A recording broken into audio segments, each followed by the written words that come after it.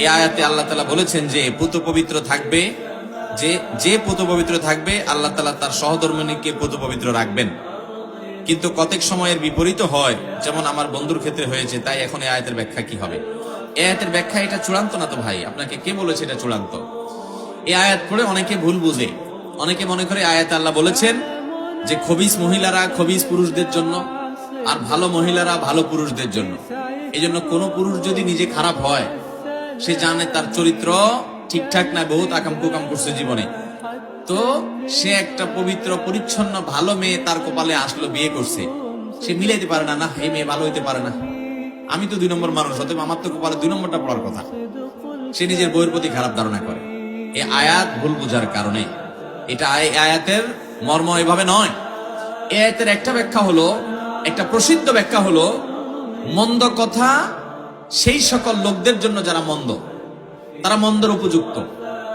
এর মানে গালিগালাজ করা না, মানে সে মন্দ হলে তার প্রাপ্য মন্দ হয়, আর যদি সে ভালো হয় তার প্রাপ্য ভালো হয়। এখানে কথাকে বোঝানো হয়েছে, এটা একটা ব্যাখ্যা।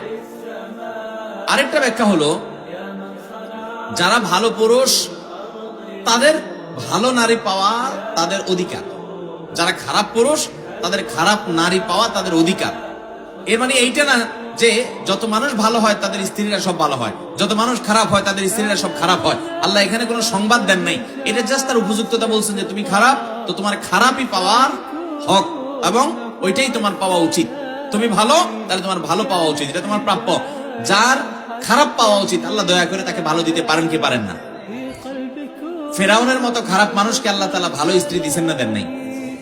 আবার আল্লাহ নবী লূত আলাইহিস সালাম এবং নূহ আলাইহিস সালাম, আল্লাহর 2 জন নবী নেককার বান্দা, তাদের দুজনকে 2 জন স্ত্রী দিয়েছেন যে স্ত্রীরা তাদের প্রতি ঈমান আনেন নাই। তাহলে অমুসলিম, আল্লাহর প্রতি ঈমান নাই, সেই কুফরি করা মানুষগুলোকে নবীর ঘরে আল্লাহ স্ত্রী হিসেবে দিয়েছেন। তাহলে ভালো মানুষে আল্লাহ তাআলা খারাপ মানুষ দিবেন না, দেন নাই। তাহলে এভাবে এই আয়াতের আলোকে এই সহজ সমীকরণ করা যাবে না। আর এই আয়াতের ব্যাখ্যা মোটেও সঠিক না যে ভালো হবে তার সহধর্মিণী ভালো হবে, যে খারাপ হবে তার সহধর্মিণী খারাপ হবে না। মানে এটা আল্লাহ রাব্বুল আলামিন, যদি আপনি এই ব্যাখ্যা নেন, কারণ এটা অনেক মুফাসসিরদের ব্যাখ্যা, তাহলে সেক্ষেত্রে এর অর্থ দাঁড়াবে যে ভালো তার প্রাপ্য ভালো, যে মন্দ তার প্রাপ্য মন্দ।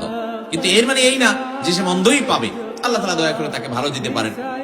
আবার একজন ভালো মানুষকে মন্দ মানুষ দিয়ে আল্লাহ পরীক্ষা করতে পারেন। আল্লাহ তাআলার কাজ হিকমত এবং রহস্য থেকে খালি না, বিধায় এর সম্পর্কে আমরা ভুল না বুঝি।